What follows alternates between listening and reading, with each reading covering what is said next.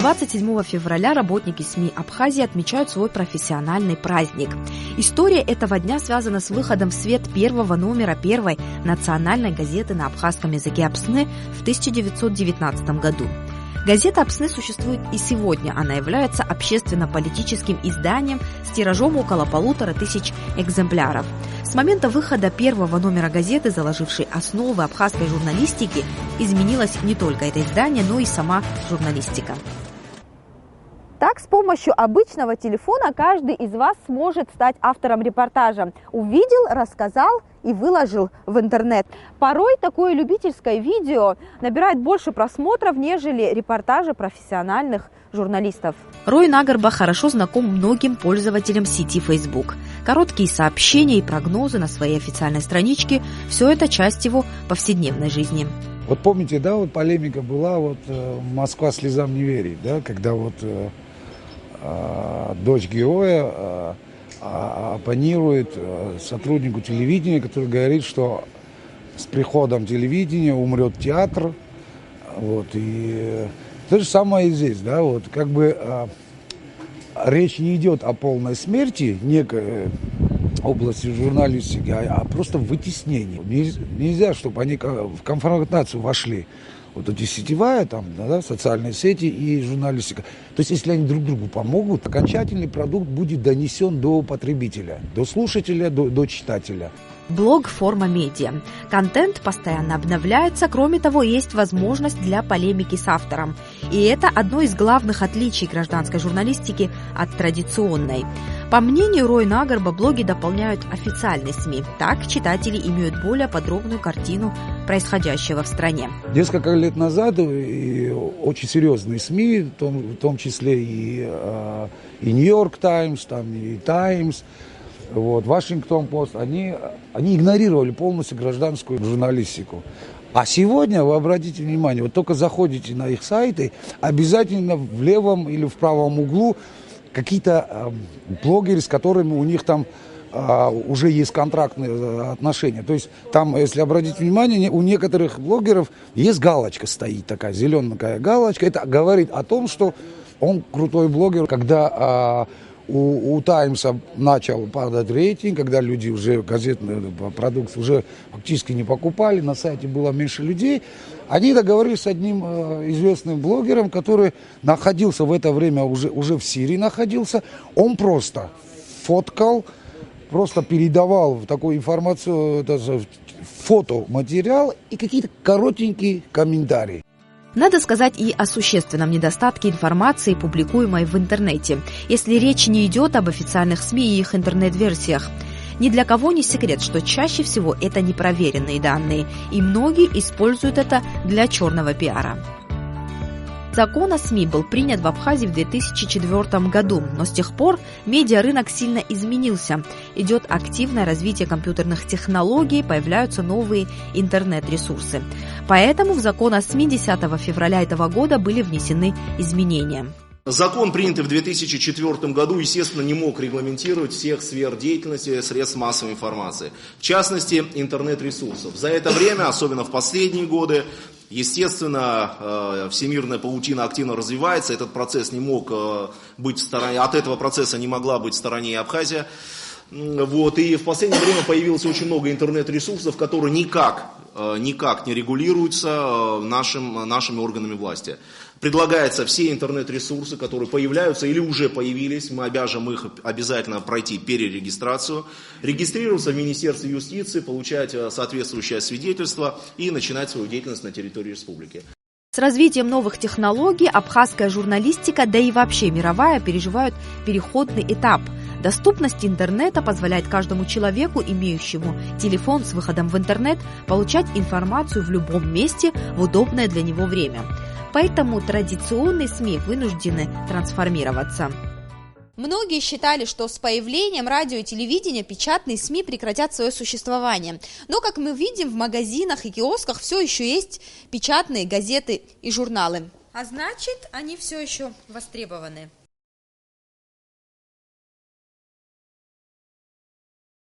Вот все, что происходит в политике, правительстве.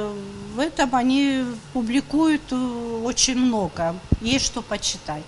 Но пока говорить о полном исчезновении газет и телевидения не приходится. У каждого СМИ в Абхазии есть своя возрастная аудитория.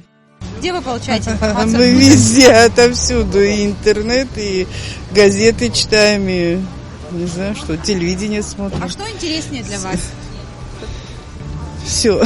Для меня все, для детей интернет, естественно. Наверное, больше им доступен интернет, они из интернета черпают всю информацию.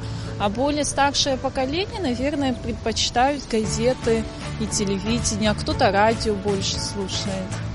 Новости откуда вы вот больше получаете? Читаете газеты, радио слушаете или смотрите телевидение? Я и то, и другой. Я обязательно сам что-то должен новые газеты. Всегда покупаю, читаю. А телевизор я всегда смотрю, да. А наши средства массовой информации, вот какие минусы, плюсы вы можете отметить? Вы знаете, сам меня, наше телевидение там каждый день мне нравится, потому что молодежь занимается, они над собой работают. Вы до сих пор новости читаете из газет, да? Конечно, в том числе и из газет тоже. Да. А вот какие еще средства массовой информации вы смотрите, слушаете? Телевидение, абхазское телевидение. Какие минусы, плюсы можете отметить наших средств массовой информации? Вы знаете, спорт больше освещайте. Я тренер, для меня спорт главное. А интернет сейчас... Я это не понимаю, вообще не разбираюсь. Как выяснилось, газеты больше читают те, кому за 50. Молодежь предпочитает интернет, а вот телевидение и радио пока востребованы различными возрастными группами.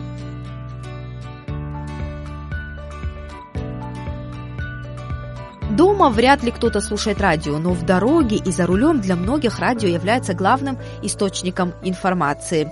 Одно из старейших СМИ республики, Абхазское радио, в этом году отмечает 85-летний юбилей. А тут находится центральное аппаратное Абхазского радио. Давайте посмотрим, как они работают. 3 секунды. Прямые эфиры до 10 часов в сутки, актуальные новости, комментарии, репортажи, блок развлекательных программ и вещание на 2 языках. Все это их ежедневная работа.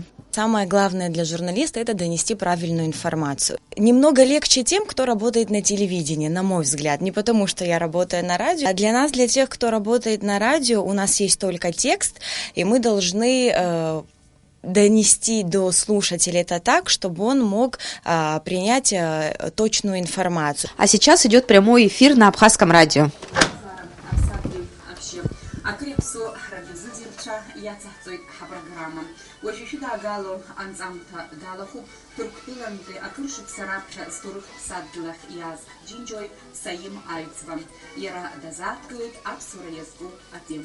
Не так давно в Абхазии появилось представительство новостного агентства «Спутник». Агентство представляет собой новостной контент и радиовещатель. С вопросом о том, вытеснит ли интернет формат традиционных СМИ, мы обратились к шеф-редактору интернет-портала «Спутник» Абхазия Владимиру Нездоровину. Помните фильм «Москва слезам не верит»? Очень хорошо. Помните оператора Рудика, который... Рудик, да, по-моему, звали? Который был бойфрендом Катеньки. И когда появилось телевидение, он был оператором на телевидении, помните, он говорил, не будет ни кино, ни театра, ничего не будет, будет одно сплошное телевидение. Ну, сколько уже, лет 40, да, прошло, там, 50 с этого момента. Как видите, и телевидение существует, и кино развивается, и радио до сих пор популярно. Поэтому я думаю, что к печатному слову всегда будет интерес. Да, возможно, какие-то форматы претерпят изменения. Главное подходить к темам с какого-то уникального или интересного ракурса, уметь рассказать какую-то историю, даже, может быть, самую скучную, интересным живым языком. Да, как у нас, это не моя фраза, сейчас не могу вспомнить чья, но любой жанр хорош, кроме скучного. Даже о серьезных вещах можно рассказывать доступно, легко и понятно, чтобы читатель понимал, о чем идет речь. А вот происходящее в республике не скучная тема не только для ее жителей. К событиям внутри Абхазии есть интерес далеко за ее пределами. Абхазия, она еще в движении, еще строится государство, еще строится определенная культура, да, и политическая культура, и социальная культура. Поэтому за этим всем очень интересно наблюдать, и мы растем вместе с этим, и с этим информационным полем. И интерес к Абхазии, скажем так, извне тоже интересен, да, то есть нет той изоляции, в том числе информационной, которую мы наблюдали, допустим, еще 5-10 лет назад, да. Вот, то есть люди проявляют интерес, мы стараемся этот интерес удовлетворить. У абхазской журналистики есть свои особенности. Аудитория небольшая, но при этом есть несколько телевизионных каналов, информагентств, выпускается периодическая печать. И конкуренция между ними особенно остро ощущается в предвыборный период. Если копнуть хорошо, многих журналистов уже узнают по стилю. Можно и не подписаться под определенные статьи, люди могут определить, кто это автор. То есть это этап развития абхазской журналистики. Естественно, был период предвоенный, был период военный. Во время войны это был другой уровень консолидированной журналистики, который пыталась освоить, осветить, показать, что происходит в обществе.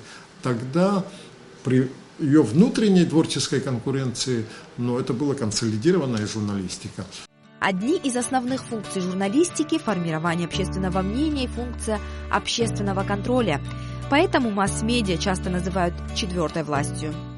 Сейчас все хотят иметь хорошую журналистику. Особенно в эти дни, когда идут предвыборная агитация. Потому что все, что они смотрят, все, кто там участвует, они хотят, чтобы они смотрелись хорошо, чтобы это было рейтинговые программы.